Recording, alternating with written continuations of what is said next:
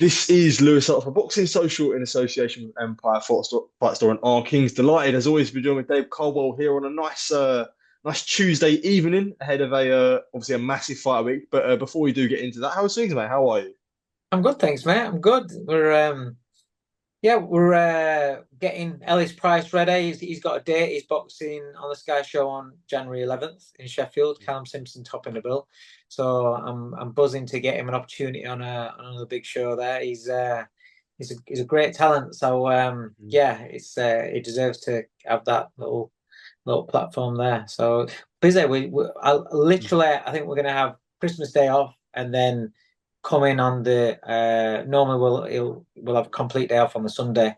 He'll come in on the Sunday instead because he's having Christmas Day off. But so really no days off for us. Absolutely, yeah. And I'm sure we'll get into the stable in a minute. But yeah, I guess 2024, surprisingly, it is coming to a close. It feels like it was January like the other day. But yeah, I guess how do you look back on this year as a whole, I guess, for stable wise? Stable wise, yeah, I've enjoyed it. I've enjoyed the development of my fighters. Got over the last couple of years, been putting a lot of work into a young stable.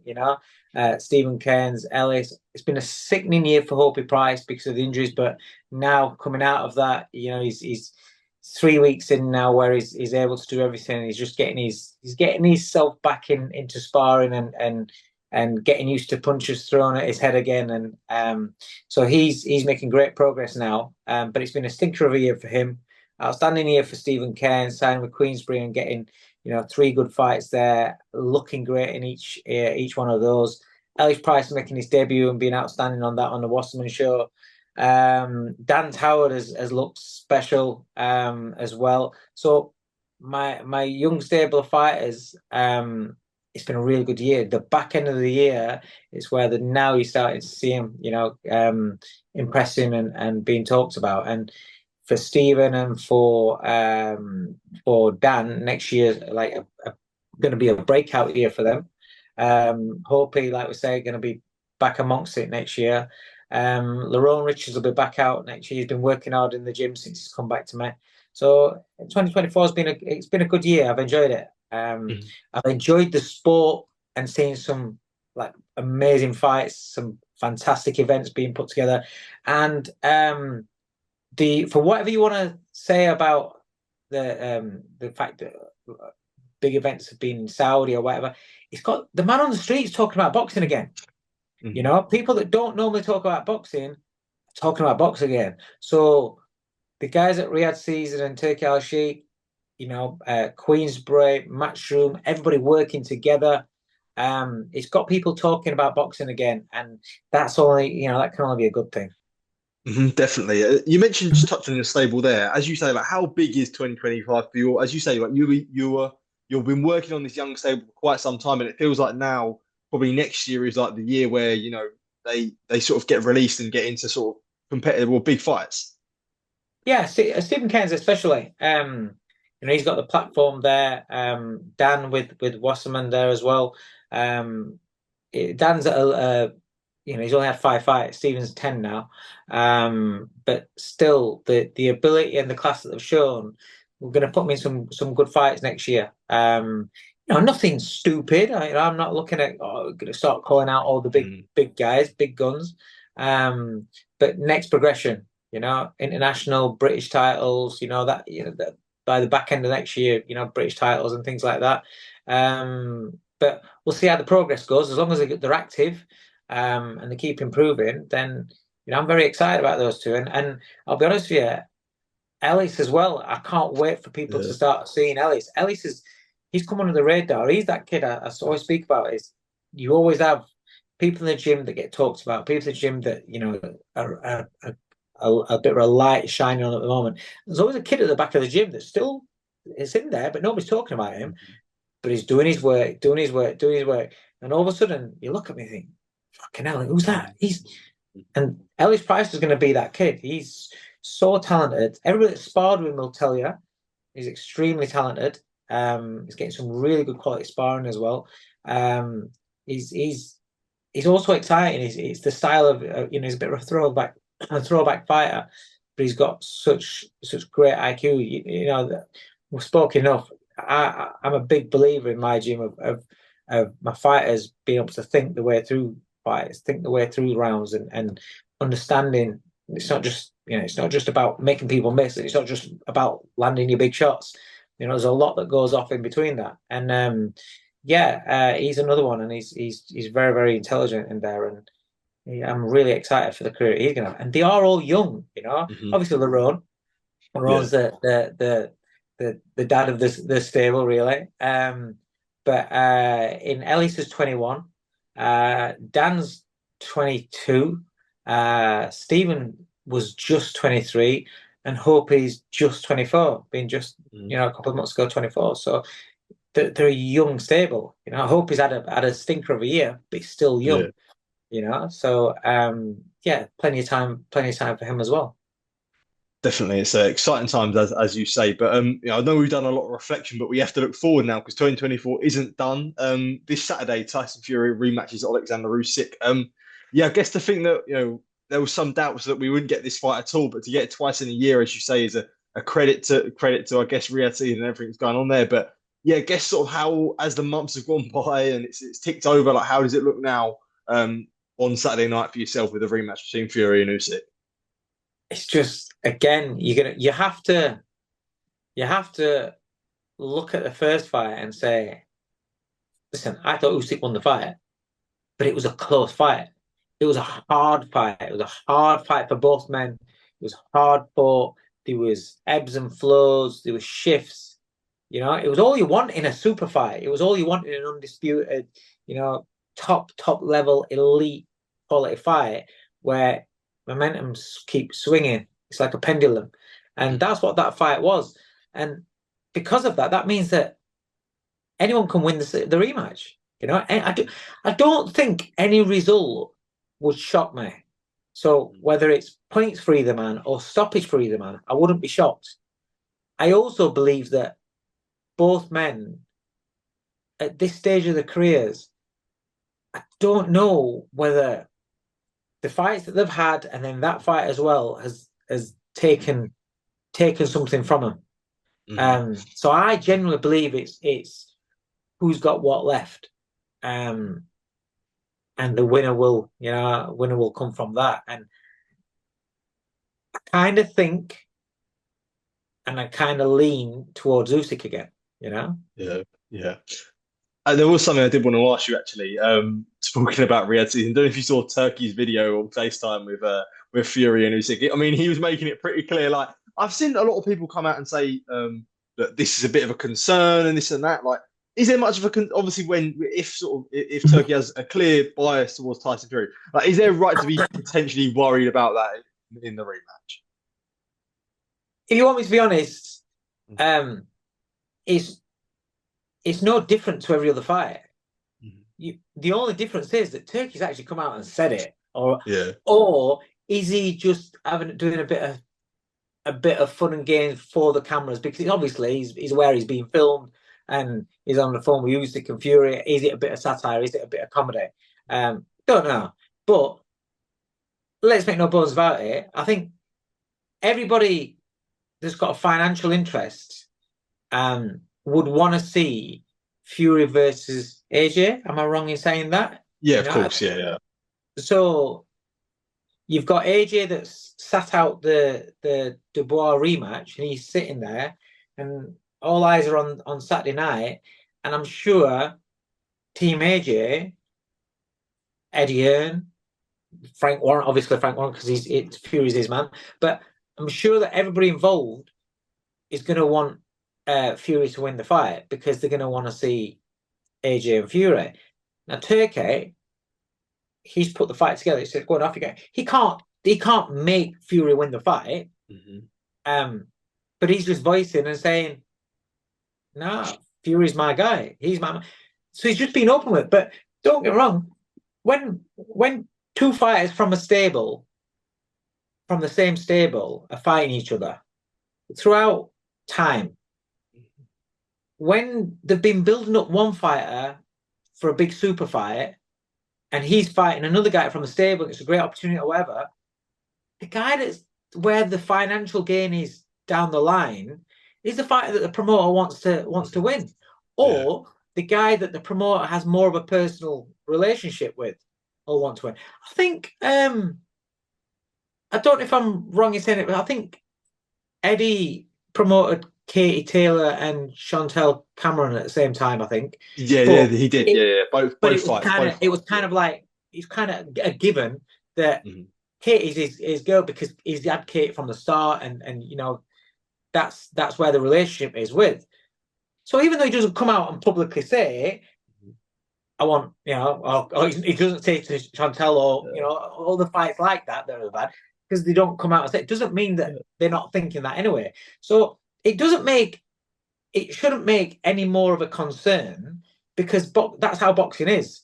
When you're the underdog or when you're the guy that's not seen as the one that they want to go forward, it's the same situation. And I'm seeing people saying, "Oh, he's against the judges, against this." You like that when you go into somebody else's hometown. You like that when Yeah. you're a 6 round fighter that that takes a fight and goes against the hometown kid that sold 600 tickets and he's the big guy at 6-0 on a small old show.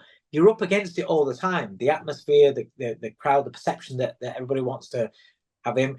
Does the judges or does the referee on that sort of situation get swayed by the crowd noise and things like that? So it's nothing actually new, apart from that Turkey's kind of like just said it out loud.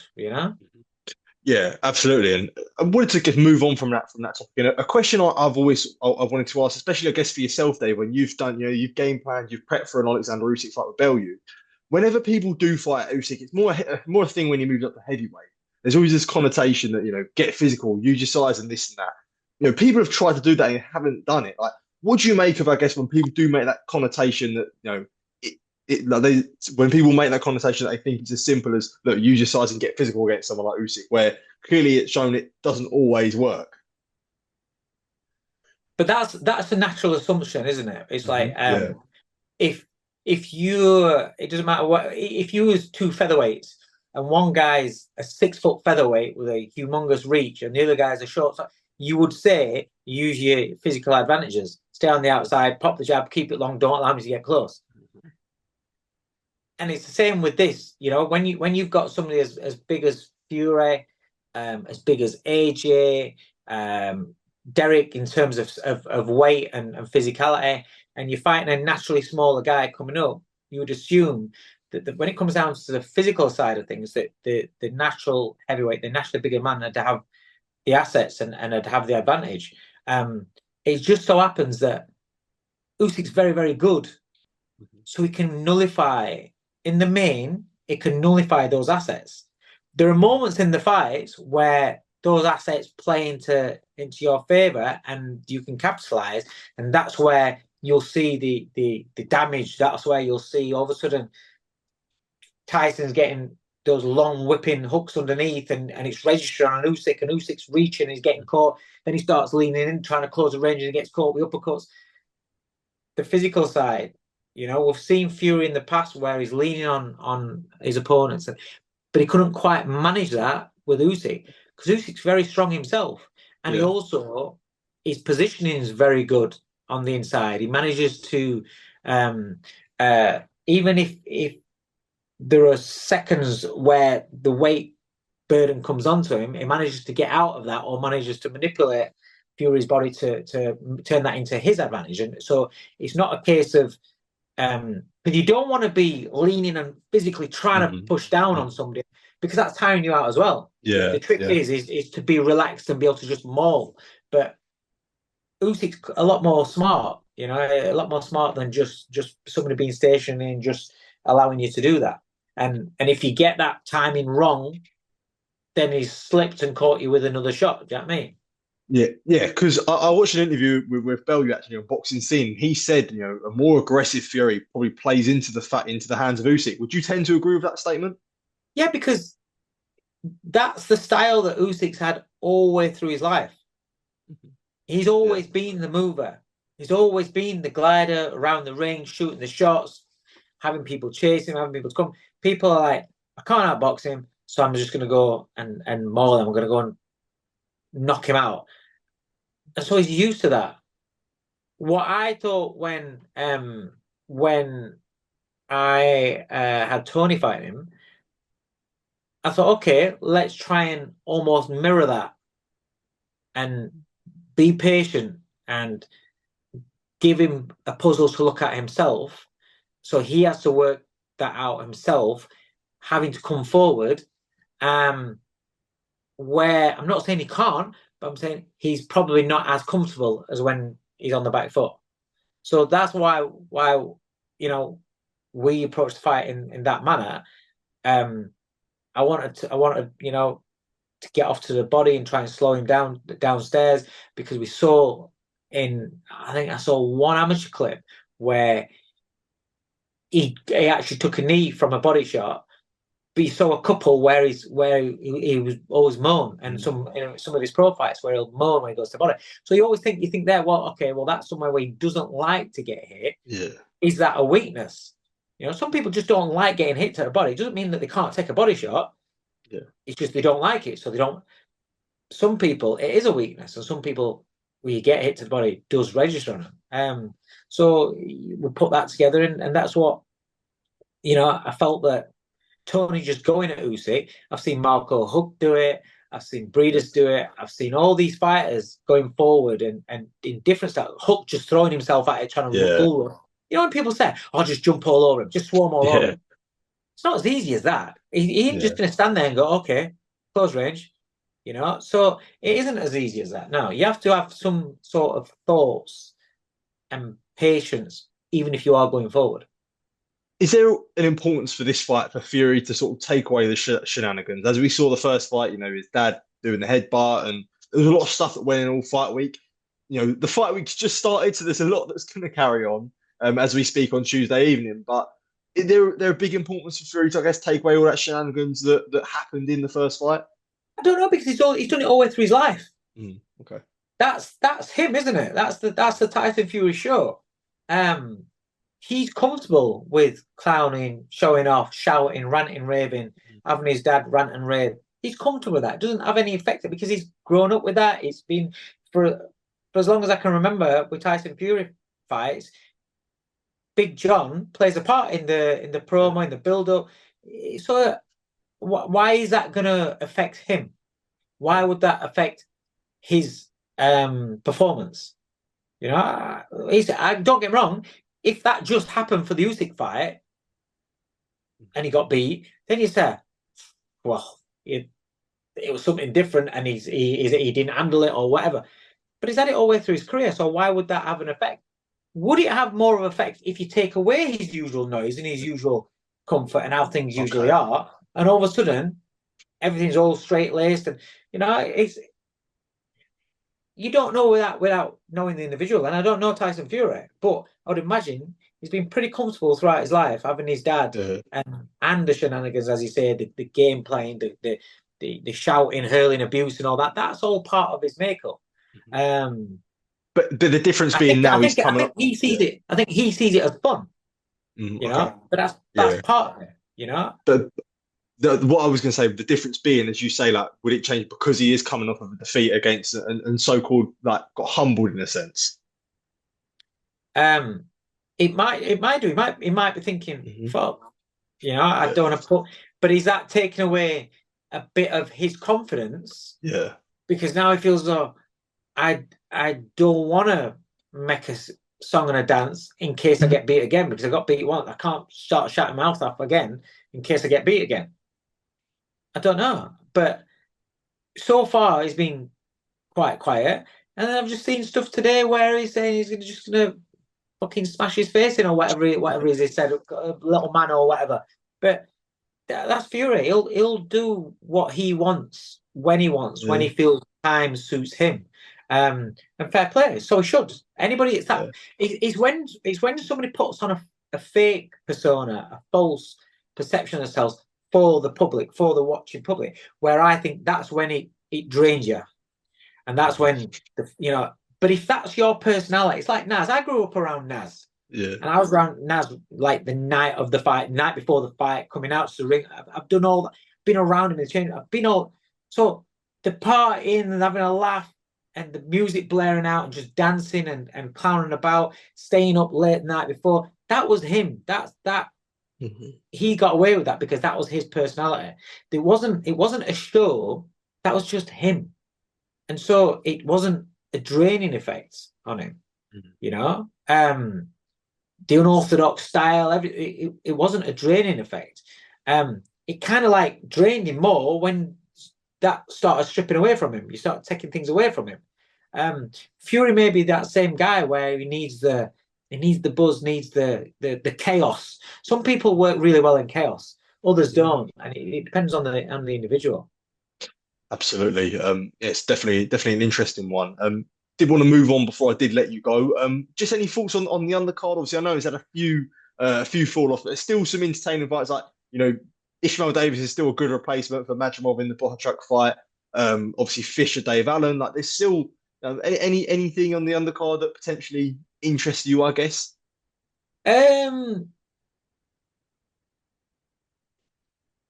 wish Ishmael Davis all the best in that fight because I got so much respect for him for taking a fight like that at last minute notice. Also, Reese Edwards. I think what a good replacement fight that is. That's an unbelievable replacement on fight week. To get he's unbeaten in Edwards, and he's got a fight slated. He's got a fight slated for January, I think it is.